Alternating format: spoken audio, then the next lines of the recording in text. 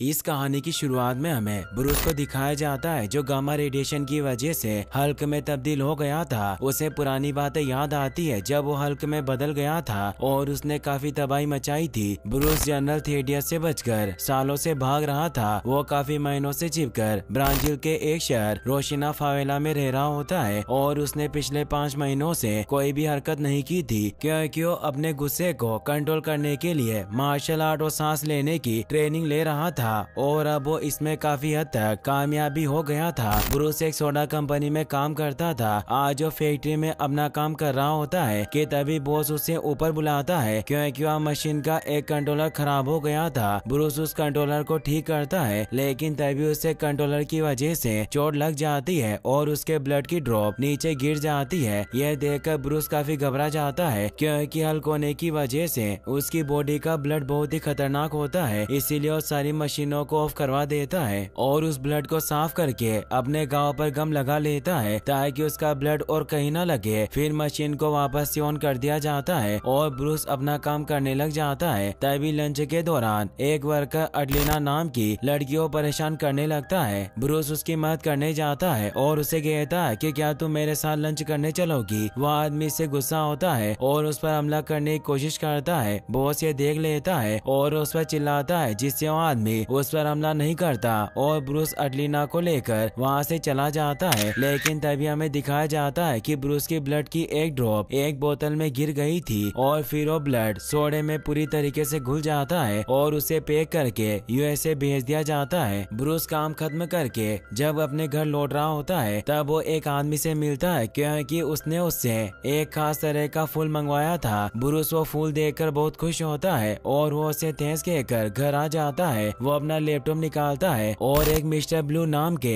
शख्स से बात करता है जो उसे बताता है कि तुम्हें उस फूल की और बड़ी खुराक लेनी होगी जिससे हो सकता है कि तुम में से हल्क वाली पावर चली जाए। फिर ब्रूस उस फूल के छोटे छोटे टुकड़े करता है और उससे एक सीरम बना लेता है। फिर वो अपने ब्लड का एक सैंपल लेकर उस सीरम से मिक्स कर देता है और उसे माइक्रोस्कोप से देखता है लेकिन वो सीरम ठीक से असर नहीं कर पाती और इस बार भी वो फेल हो जाता है। फिर वो इसके बारे में मिस्टर ब्लू को चेट करता है तो मिस्टर ब्लू से अपने ब्लड का एक सैंपल भेजने को कहते हैं। ब्रूस अपने ब्लड का एक सैंपल लेता है और उसे मिस्टर ब्लू को पार्सल कर देता है। वहीं फिर हमें एक आदमी को दिखाया जाता है जो सोडे की ड्रिंक पी लेता है जिसमें ब्रूस का ब्लड था और उस पर गामा का बहुत बुरा असर होता है। इस बात का पता जनरल रोज को चल जाता है कि सोडे की बोतल की वजह से एक इंसान को गामा की बीमारी हो गई है, जिससे वो समझ जाता है कि उस बोतल में ब्रूस का खून था। इसीलिए वो अपने सारे बेहतरीन सोल्जर्स को लेकर ब्राजील जाने की तैयारी करने लग जाते हैं और इन सभी सोल्जर्स में एक बहुत ही खास सोल्जर भी होता है जिसका नाम बॉक्सकी होता है जो बहुत ही फास्ट और चालाक होता है। जनरल उन सभी को लेकर ब्राजील की तरफ निकल जाते हैं। सभी लोगों को ब्रूस के बारे में इंफॉर्मेशन दी जाती है और उसे बेहोश करके पकड़ने को कहा जाता है लेकिन उन्हें यह नहीं बताया जाता कि वो हल्क है। वही हमें ब्रूस को दिखाया जाता है जो मिस्टर ब्लू से चैट कर रहा होता है। ब्लू से कहता है कि तुम्हारे खून पर रिसर्च शुरू कर दी है लेकिन मुझे तुम्हारी बॉडी के बारे में और इन्फॉर्मेशन की जरूरत है। लेकिन ब्रूस उसे बताता है कि यह मुमकिन नहीं है क्योंकि जानकारी घर पर है। इससे ब्रूस को बेटी की बहुत याद आने लग जाती है। वहीं हमें दिखाया जाता है कि जनरल की टीम ब्रूस को ढूंढते हुए उसके घर तक पहुंच जाती है लेकिन ब्रूस को इस बारे में पता चल गया था। वो वहाँ से भाग जाता है। बॉस के अपने सभी साथियों के साथ उसे पकड़ने के लिए उसका पीछा करने लग जाता है। ब्रूस उनसे बचकर भागता हुआ एक छत से दूसरी छत पर छलांग लगाकर वहाँ से भाग रहा होता है लेकिन भागते भागते ब्रूस एक गुंडे से टकरा जाता है जो और कोई नहीं बल्कि फैक्ट्री में काम करने वाला वही वर्कर था जो अडलिना को परेशान किया करता था। वो ब्रूस को मारने की कोशिश करता है पर ब्रूस उसे नीचे पटक देता है और वहाँ से भागने लगता है। वो गुंडे भी अब ब्रूस के पीछे पड़ जाते हैं। ब्रूस भागता हुआ उसी सोडा फैक्ट्री में चला जाता है लेकिन उन गुंडों को इस बात का पता चल जाता है और वो भी उस फैक्ट्री में चले जाते हैं। बॉस की भी उन गुंडों को वहाँ जाते हुए देख लेता है इसीलिए वो भी अपने साथियों के साथ वहाँ पहुँच जाते हैं। वहीं ब्रूस को वो गुंडे पकड़ लेते हैं और उसे मारने लगते हैं। ब्रूस उन्हें कहता है कि मेरा गुस्सा बढ़ता जा रहा है इसीलिए तुम मुझे छोड़ दो वरना तुम्हारे साथ बहुत बुरा होगा। लेकिन फिर भी वो गुंडे उसे पकड़कर दूर फेंकते हैं और जैसे ब्रूस की हार्ट बीट 200 पर पहुंचती है तो ब्रूस हल्क में चेंज हो जाता है। फिर हल्क उस गुंडे को पकड़कर दूर फेंकता है। ये देख देखकर बचे हुए 2 गुंडे भागने लगते हैं, लेकिन हल्क एक एक को पकड़कर उन्हें मार देता है। सारे कमांडो को समझ नहीं आता कि वो बड़ी सी चीज क्या है, तो जनरल उन्हें कमांड देते हैं कि वही तुम्हारा निशाना है, इसीलिए सब बेहोशी के डोट उसे लगाकर पकड़ लो। सभी कमांडो हल्क पर फायरिंग कर देते हैं, लेकिन हल्क की बॉडी इतनी पावरफुल होती है कि उसे एक भी डोट नहीं लगता। हल्क गुस्सा होकर एक एक करके सभी कमांडो को मारने लग जाता है। अब सभी कमांडो को कोई दूसरा तरीका नजर नहीं आता, इसीलिए हल्क पर गोलियां और बम से हमला करते हैं, लेकिन हल्क को कुछ नहीं होता और वो बड़े से कंटेनर से उन पर हमला करता है, जिससे सारे कमांडो मर जाते हैं। और अब से बॉस्की जिंदा बचता है जो हल्क पर फायरिंग करता है। यह देख हल्क एक ट्रक उठाकर उसके ऊपर फेंकता है, जिससे वहाँ बहुत बड़ा ब्लास्ट होता है, लेकिन बॉस्की किसी तरह वहाँ अपने आप को बचा लेता है और फिर हल्क वहाँ से भागकर चला जाता है। वहीं बॉस्की वापस आकर जनरल को ब्रूस का बैग देता है, जिसमें लैपटॉप के साथ साथ बेटी की तस्वीर भी होती है। बॉस्की जनरल को कहता है कि हो सकता है कि यह लड़की ब्रूस की साथी हो, तो जनरल उसे कहता है कि वो अब उसकी कोई नहीं है, इसलिए वो अब अकेला है। तो बॉस्की जनरल कहता है कि वो अकेला नहीं था, हम उसे पकड़ने वाले थे, लेकिन तभी हमारे सामने वो ग्रीन क्रिएचर आ गया जो बहुत ही खतरनाक था और उसने एक ट्रक को उठाकर ऐसे फेंका जैसे फुटबॉल हो, और ऐसी खतरनाक चीज मैंने आज तक कभी नहीं देखी। तो जनरल उसे बताते हैं कि वो ब्रूस ही था। फिर वो उसे सामान उठाकर वापस चलने की तैयारी करने को कहते हैं। वहीं फिर हमें जंगल में ब्रूस को दिखाया जाता है जो जंगल में बेहोश पड़ा हुआ होता है। ब्रूस की जब आँख खुलती है तो वहाँ से निकलने लगता है और तभी उसे वहाँ एक ट्रक आता हुआ नजर आता है। वो उस ट्रक ड्राइवर से हेल्प मांगता है। ड्राइवर उसे बताता है कि तुम ग्वाटेमाला में हो और मैं अगले टाउन की तरफ जा रहा हूँ, इसीलिए मैं तुम्हें वहाँ छोड़ सकता हूँ। फिर ब्रूस उसके ट्रक में बैठ जाता है। ब्रूस अगले टाउन में पहुंचकर अपने लिए कपड़े खरीदता है। वहीं फिर हमें जनरल और बॉस्की को दिखाया जाता है, जहाँ जनरल बॉस्की को सब कुछ बताते हैं कि तुम जानते होंगे कि हमारा एक वेपन डेवलपमेंट प्रोग्राम चल रहा है, लेकिन दूसरे विश्व युद्ध में उन्होंने एक प्रोग्राम शुरू किया था जो सेना की फौलादी ताकत को बढ़ाने के लिए था, यानी कि हम सुपर हीरो सैनिक बनाना चाहते थे, और उसी प्रोग्राम को मैंने फिर से चालू किया और ये खतरनाक मिशन स्टार्ट किया। फिर उससे ये भी बताते हैं कि बैनर का काम अभी शुरुआती दौर में ही था, उसने हथियार पर काम शुरू भी नहीं किया था। उसे लगता था कि वो रेडिएशन रेजिस्टेंस पर काम कर रहा है, इसीलिए मैं उसे कभी भी नहीं बताता कि हमारा ये प्रोजेक्ट क्या था, पर उसे अपनी खोज पर इतना भरोसा था कि उसने इसे खुद पर ही टेस्ट कर लिया। तो बॉस्की उन्हें कहता है कि आपने कहा था कि हथियारों पर काम नहीं कर रहा था, लेकिन आप कुछ कर रहे थे। तो जनरल उसे बताते हैं कि हमने एक सीरम बनाया था जिसमें काफी शक्तियाँ थी। तो बॉस्की उन्हें कहता है कि अगर मैं आज से 10 साल पहले उस सीरम को अपने शरीर में डाल सकता तो मैं भी एक दानव बन सकता था। तो जनरल उसे कहते हैं कि शायद इसमें मैं तुम्हारी कुछ मदद कर सकता हूँ। वहीं फिर हमें वर्जीनिया में कल्वर यूनिवर्सिटी को दिखाया जाता है, जहाँ ब्रूस डेटा को हासिल करने के लिए यूनिवर्सिटी में जाने की कोशिश कर रहा होता है, लेकिन गार्ड के होने की वजह से वो अंदर नहीं जा पाता। वहीं जब ब्रूस कल्वर यूनिवर्सिटी में साइंटिस्ट की लिस्ट देखता है तो उसे पता चलता है कि डॉक्टर रोज भी इसी यूनिवर्सिटी में काम करती है, लेकिन जब वहाँ बेटी को किसी दूसरे इंसान के साथ देखता है तो उसे बहुत बुरा लगता है क्योंकि उसे प्यार करता था। फिर ब्रूस स्टेन की पिज्जा शॉप पर जाता है, जहाँ वो और बेटी अक्सर जाया करते थे। वो स्टोन से मिलकर उन्हें बताता है कि आपने जो भी मेरे बारे में सुना है वो गलत है। तो स्टेन उसे कहते हैं कि मैं जानता हूँ क्योंकि मुझे पता है कि तुम दोनों मेरे कितने अजीज थे, और क्या तुमने बेटी से बात की? तो ब्रूस कहता है कि मैंने उससे बात नहीं की और वो नहीं जानती कि मैं यहाँ हूँ, लेकिन वो किसी आदमी के साथ थी। तो स्टेन कहता है कि वो बहुत ही काबिल साइकोकेट्रिस्ट है और लोग कहते हैं कि वो बहुत ही अच्छा इंसान है। फिर वो ब्रूस को कहते हैं कि बताओ मैं तुम्हारे लिए क्या कर सकता हूँ? तो ब्रूस कहता है कि मुझे रहने के लिए कमरे की जरूरत है। तो स्टेन उसे कहते हैं कि ऊपर वाला कमरा खाली है, तुम वहाँ रह सकते हो। फिर अगले दिन ब्रूस पिज्जा डिलीवरी बॉय बनकर यूनिवर्सिटी जाता है ताकि वो वहाँ इंफॉर्मेशन हासिल कर सके। ब्रूस गार्ड को एक पिज्जा का लालच देकर ऊपर चला जाता है, जहाँ जब वो लैब में इंफॉर्मेशन निकालने की कोशिश करता है तो उसे पता चलता है कि सारा डेटा मिटा दिया गया है। फिर वो मिस्टर ब्लू से कांटेक्ट करता है और उसे बताता है कि सारा डेटा गायब है, इसीलिए मुझे अब भागते रहना होगा। वहीं फिर ब्रूस घर आकर अपना सामान पैक कर लेता है ताकि वो वहाँ से निकल सके। तभी हमें दिखाया जाता है कि बेटी अपने नए बॉयफ्रेंड के साथ स्टेन की शॉप में आती है और तभी वहाँ ब्रूस भी बाहर आता है, लेकिन बेटी उसे देख लेती है। यह देखकर ब्रूस वहाँ से भाग जाता है। वहीं ब्रूस स्टेन से पूछती है कि ब्रूस यहाँ सच में था, तो स्टैन उसे सब सच बता देते हैं क्योंकि वो जानते थे कि बेटी ब्रूस की मदद कर सकती है। बेटी ब्रूस को ढूंढते हुए रोड पर जाती है और उसे ब्रूस मिल जाता है और उसे अपने साथ घर चलने को कहती है। फिर बेटी उसे अपने घर ले जाकर एक पेन ड्राइव दिखाती है और उसे बताती है कि इससे पहले कि वो लोग सारी जानकारी लैब से ले जाते, उससे पहले ही मैंने सारी फाइलें वहाँ से कॉपी कर ली थी। फिर वो ब्रूस से कहती है कि क्यों ना हम मिलकर मेरे डैड को सब कुछ बता क्यों नहीं देते, तो ब्रूस उसे कहता है कि हम ऐसा नहीं कर सकते क्योंकि वो मेरी पावर को मेरे अंदर से निकाल कर इसे एक हथियार बनाना चाहते हैं। वहीं फिर हमें जनरल को दिखाया जाता है जो लैब में जाकर उस सीरम को हासिल कर लेते हैं। फिर वो बॉन्स्की पर इसका एक्सपेरिमेंट शुरू करने की तैयारी करने लगते हैं। जनरल बॉन्स्की को कहते हैं कि जैसे ही इस एक्सपेरिमेंट में कोई भी दिक्कत नजर आएगी तो हम ये प्रयोग रोक देंगे। फिर उसके शरीर में उस सीरम के 2 इंजेक्शन इंजेक्ट किए जाते हैं और एक इंजेक्शन बोन मेरो पर इंजेक्ट किया जाता है। वहीं फिर अगले दिन हमें बेटी और ब्रूस को दिखाया जाता है जो यूनिवर्सिटी जा रहे होते हैं, लेकिन जनरल को इसके बारे में पता चल जाता है और वो अपने सभी सोल्जर को लेकर ब्रूस को पकड़ने के लिए वहाँ जाते हैं। ब्रूस ये देखकर बेटी को वहाँ से दूर भागने को कहता है। वहीं फिर हमें दिखाया जाता है कि बॉन्स्की में उस सीरम की वजह से बहुत ताकत आ गई है और वो ब्रूस को पकड़ने के लिए बहुत ही फास्ट दौड़ रहा होता है, लेकिन जनरल उसे ऐसा करने से मना करते हैं। ब्रूस भागता हुआ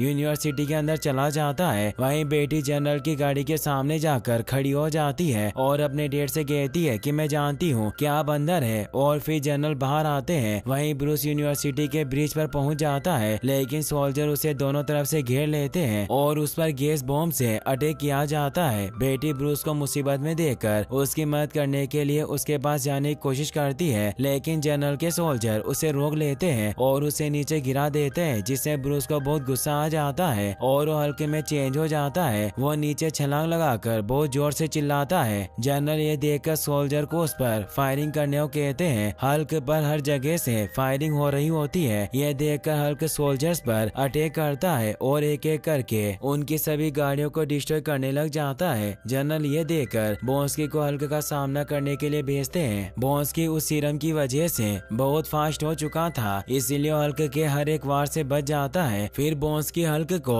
तोपों के पास लेकर जाने लगता है और फिर वो बहुत हाई फ्रीक्वेंसी साउंड को ऑन कर देते हैं, जिससे हल्क पर बहुत बुरा असर होने लग जाता है। लेकिन तभी हल्क गाड़ियों के मलबे से अपनी ढाल बना लेता है और उन गाड़ियों पर अटैक करके उन्हें डिस्ट्रॉय कर देता है। तभी बॉन्स्की हल्क के पास आता है और उसे कहता है कि तुम्हें बस इतनी ताकत है, और हल्क उसे जोर से हिट करता है जिससे वो बहुत दूर जाकर गिरता है। जनरल ये देखकर हल्क पर अटैक करने के लिए गनशिप को बुलाते हैं। वहीं बेटी हल्क के पास जाती है, लेकिन तभी वहाँ गनशिप हल्क के ऊपर फायरिंग करने लग जाती है। यह देखकर हल्क बेटी को बचाता है और उस गनशिप पर अटैक करके उसे डिस्ट्रॉय कर देता है, लेकिन उस गनशिप के ब्लास्ट में हल्क और बेटी चपेट में आ जाते हैं। लेकिन हल्क बेटी को बचा लेता है और फिर वो उसे वहाँ से लेकर जंगल में चला जाता है। वो बेटी को एक गुफा में लेकर जाता है। तभी मौसम खराब होने की वजह से वहाँ बिजलियाँ कड़कने लग जाती है, जिससे हल्क बहुत डर जाता है और आसमान पर अटैक करता है। तो बेटी हल्क को शांत करती है और उसे समझाती है कि यहाँ पर कोई नहीं है। फिर वो दोनों वहीं गुफा में बैठ जाते हैं। वहीं फिर हमें बॉन्स्की को दिखाया जाता है जिसे अब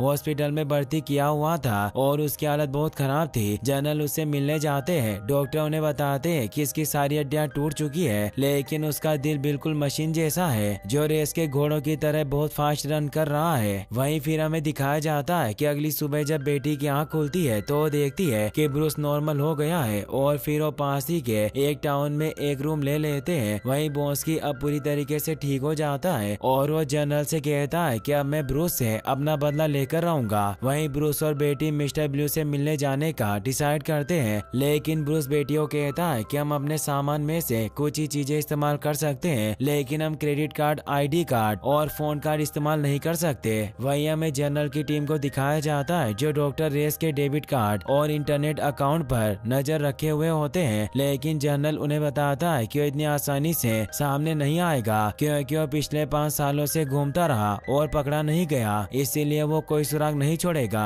लेकिन अगर उसे पकड़े जाने का डर होता तो यहाँ से कब का भाग गया होता, इसीलिए वो इस बार भाग नहीं रहा बल्कि उसे मदद की तलाश है। इसीलिए वो मिस्टर ग्रीन और मिस्टर ब्लू के अकाउंट पर नजर रखे हुए होते हैं। वहीं ब्रूस जब मिस्टर ब्लू को पेन ड्राइव की फाइल सेंड करता है तो इसके बारे में जनरल की टीम को पता चल जाता है कि ब्रूस न्यूयॉर्क में मिस्टर ब्लू से मिलने जा रहा है। वहीं ब्रूस और बेटी न्यूयॉर्क की तरफ निकल पड़ते हैं। वो एक कार से जा रहे होते हैं लेकिन रास्ते में पुलिस चेकिंग कर रही होती है, इसीलिए वो कार वहीं छोड़कर बोर्ड से निकल जाते हैं। वहीं फिर वो यूनिवर्सिटी जाकर डॉक्टर स्टन से मिलते हैं क्योंकि डॉक्टर स्टन ही मिस्टर ब्लू होते हैं। स्टन मिस्टर ग्रीन से मिलकर बहुत खुश होते हैं। फिर वो ब्रूस से कहते हैं कि अगर हम ये एक्सपेरिमेंट शुरू कर दे और सब कुछ सही भी हो जाए तो क्या ये सही इलाज होगा, और अगर इस एक्सपेरिमेंट में जरा सी भी गलती हो गई तो तुम्हारी मौत भी हो सकती है। लेकिन ब्रूस उसे कहता है कि हमें करना ही होगा। वहीं हमें जनरल की आर्मी को दिखाया जाता है जो ब्रूस को पकड़ने के लिए न्यूयॉर्क की तरफ निकल जाती है। वहीं हमें डॉक्टर स्टन को दिखाया जाता है जो ब्रूस पर इस एक्सपेरिमेंट को स्टार्ट कर देते हैं। वो डायलिसिस मशीन को स्टार्ट कर देते हैं ताकि ब्रूस के खून में एंटीडोट मिल सके, और फिर वो ब्रूस को इलेक्ट्रिक शॉक देते हैं ताकि वो हल्क में चेंज हो जाए। शॉक लगते ही ब्रूस हल्क में चेंज हो जाता है और वो बहुत बेकाबू हो जाता है, जहाँ बेटी उसे शांत करती है और वो स्टन को एंटीडोट मिलाने को कहती है जिससे ब्रूस नॉर्मल हो जाता है। इसका मतलब ये होता है कि उन्होंने हल्क का एंटीडोट बना लिया था। वहीं अब पूरी आर्मी स्टन की लैब के बाहर पहुंच जाती है।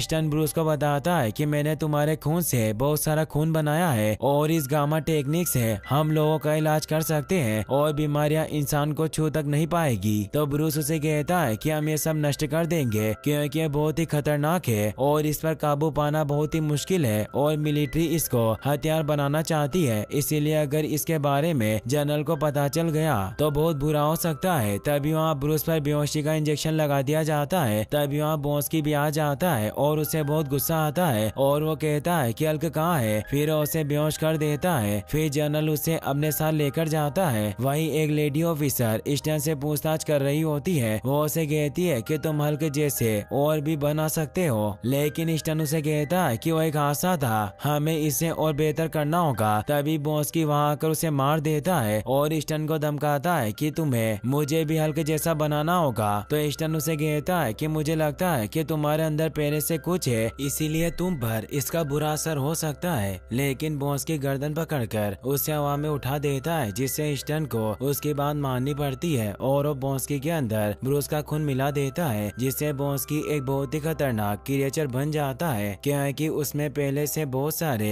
सीरम को डाला हुआ था। बॉन्स्की बाहर आकर हर जगह तबाही मचाने लग जाता है। सारे कमांडो जनरल को कांटेक्ट करके बताते हैं कि एक अजीब सा क्रिएचर सिटी में आ गया है और हर जगह तबाही मचा रहा है। तो जनरल बहुत परेशान होते हैं क्योंकि ब्रूस तो वहीं होता है। ये सुनकर जनरल हेलीकॉप्टर को वापस ले जाने को कहते हैं और फिर जनरल वीडियो कॉल से नीचे का सारा नजारा देखते हैं। तो जनरल देखते ही समझ जाते हैं कि वो बॉन्स्की है। ब्रूस उन्हें कहता है कि ये सब आपकी वजह से हो रहा है। वहीं सिटी में बॉन्स्की हर जगह तबाही मचा रहा होता है और सभी लोगों को मार रहा होता है। ये देखकर जनरल को अपनी गलती का एहसास हो जाता है, लेकिन ब्रूस उन्हें कहता है कि अब मुझे उसे रोकना होगा। फिर वो हेलीकॉप्टर का पीछे का दरवाजा खुलवाता है, लेकिन बेटी उसे नीचे जाने से मना करती है और उसे कहती है कि अगर तुम हल्क में चेंज नहीं हुए तो क्या होगा। तो ब्रूस उसे बताता है कि मुझे कोशिश तो करनी होगी और फिर वो नीचे कूद जाता है और वो जमीन से टकराकर अंदर चला जाता है और बेटी को लगता है कि वो मर गया है, लेकिन तभी पता चलता है कि ब्रूस हल्क में चेंज हो गया था और फिर वो बाहर आ जाता है। वो बॉन्स्की को ललकारता है। उन दोनों में फाइट स्टार्ट होती है, लेकिन बॉन्स्की बहुत ताकतवर होता है इसीलिए हल्क को बहुत मारता है और उसे दूर फेंकता है। ये देखकर जनरल कमांडो को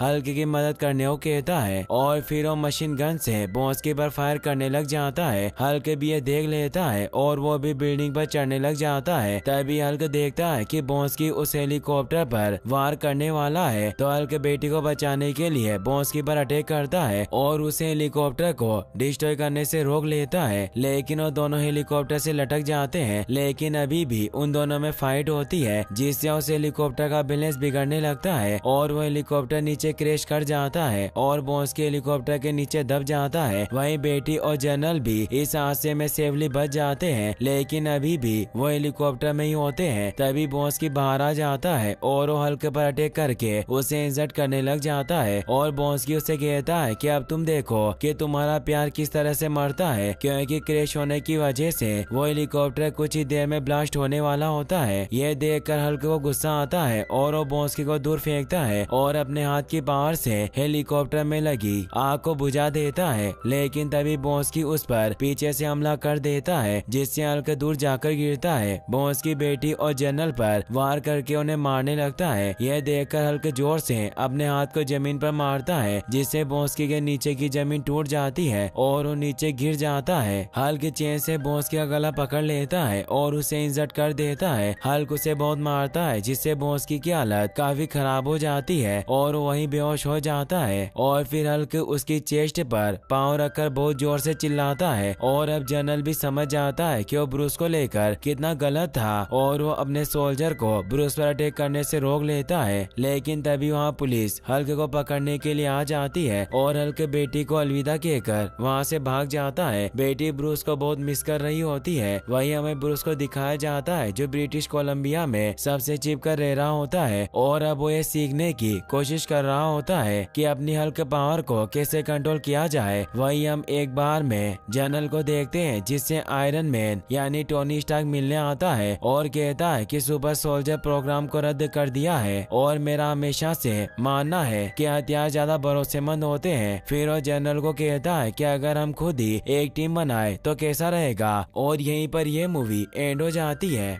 गाइस, अगर आप हल्क की फर्स्ट मूवी की एक्सप्लेनेशन भी देखना चाहते हैं तो मुझे कमेंट में जरूर बताना। साथ ही इस वीडियो को लाइक और चैनल को सब्सक्राइब करने के लिए आपका तहे दिल से शुक्रिया। मिलते हैं नेक्स्ट वीडियो में। Thanks for watching.